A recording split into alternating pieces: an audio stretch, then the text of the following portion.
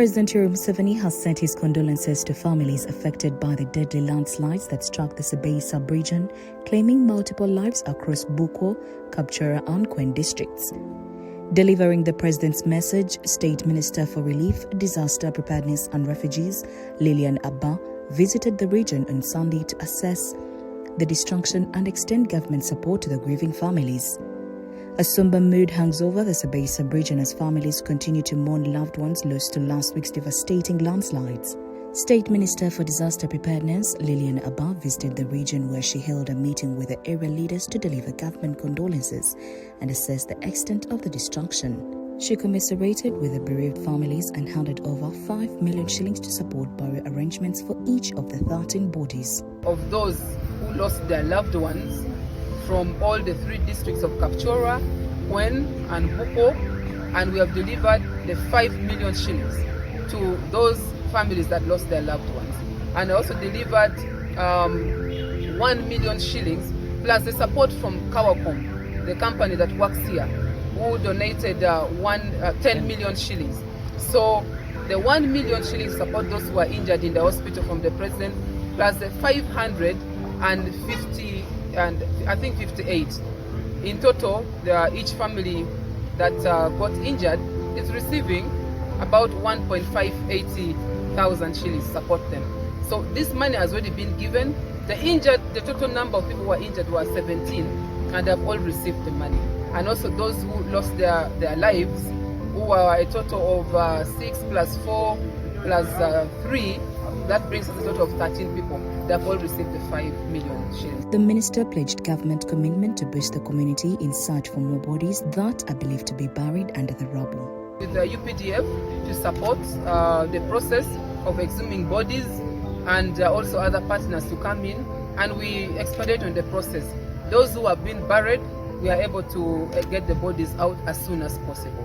But my appeal is that people who are in those areas, please leave. And don't try to use those roads that have been affected already, because I've just received information that somebody has lost life because was also accessing that area because of the flooding, the strength from the water couldn't stand, and the person lost his life. So we want to call upon people, please desist from accessing these areas which are prone to, taking our lives and affecting our property. Let's first go to safe areas, and government will support you. The minister urged residents to remain alert as rains intensify across the Elgon region. She issued a strong warning to families still occupying high-risk slopes, saying relocation is the only sure way to prevent further loss of life. For Elgon sub-region, we need to continue discussing the long-term solution to these problems, because others are environmental related. We need to go into issues of how we can utilize these areas which are hilly in a different way, and we focus more on the settlements around the low-lying land, because these mountainous areas have proven to be very disastrous, and we are prone to be having these calamities happen. So let's advise our people to settle in the lower belt of our areas and utilize those areas maybe for planting trees and doing any other, but not farming, because that's where we keep on losing life. So we are going to continue discussing together with the leaders from Elgon, leaders from Sebei, and we ensure that we find everlasting solution. But one of the fundamental solutions that government came up with is a resettlement plan.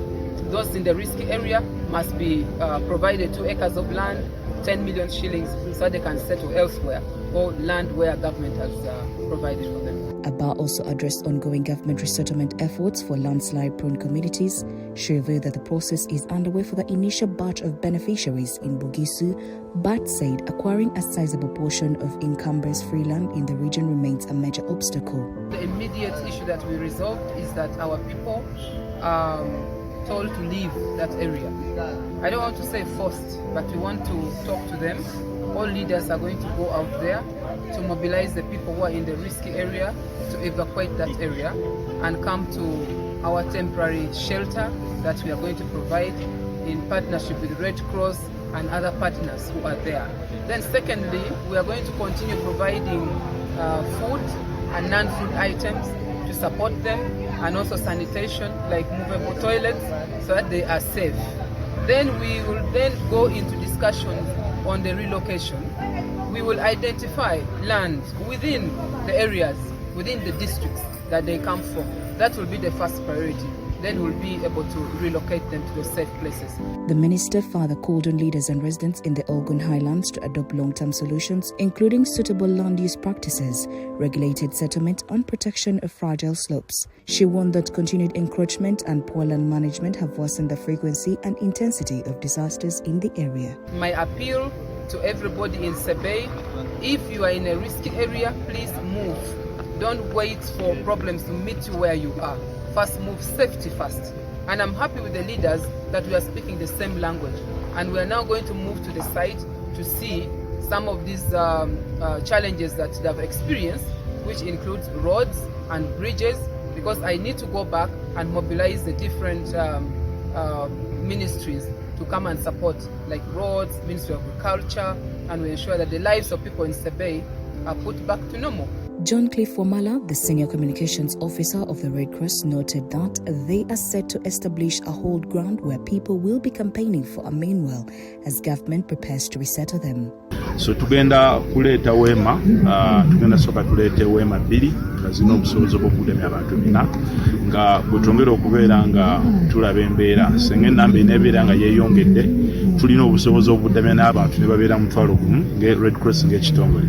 Of course enkira tugenda kubeera nga tuwa obuyambi obusooka eri abantu abo abaakosebwa okuyiguluka kw'ettaka omuli ebintu ebyenkizo mu bulamu obwa bulijjo. So tukkiriza nti kusaawa obudde bunaagenda okusaasaana ku makya nga tutandise okubeera nga tukola eddimu ery'okukyusa ekifo kino ate kibe ekibudamya abantu abo bakoseddwa.